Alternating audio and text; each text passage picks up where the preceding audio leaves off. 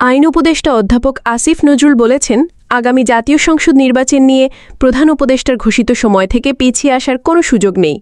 আগামী ফেব্রুয়ারিতেই জাতীয় নির্বাচন। মঙ্গলবার ১৯ আগস্ট সচিবালয়ে সাংবাদিকদের সঙ্গে আলাপকালে তিনি কথা বলেন। আসিফ নজরুল বলেন, নির্বাচন অনুষ্ঠানের দায়িত্ব হচ্ছে সরকারের, দলের না। নির্বাচন অনুষ্ঠানে সরকার দৃঢ় প্রতিজ্ঞ।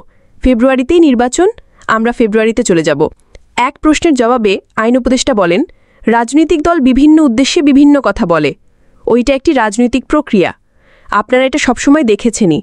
বাংলাদেশে দীর্ঘদিন ধরে চলে আসছে এসব রাজনৈতিক কথাবার্তা। এখনও ঠিক ওরকমভাবেই কথাবার্তা হচ্ছে। কথাবার্তায় খুব বেশি গুণগত পরিবর্তন হয়নি। ফলে নির্বাচনের সময় কে কি বলবেন, এটা রাজনৈতিক প্রক্রিয়ার অংশ হিসেবেই দেখবেন। তিনি বলেন, সরকারের পক্ষ থেকে আমরা দৃঢ়প্রতিজ্ঞ আছি। আমাদের স্যার প্রধান উপদেষ্টা সর্বজন স্বীকৃত একজন বিশ্ব পর্যায়ে নন্দিত মানুষ।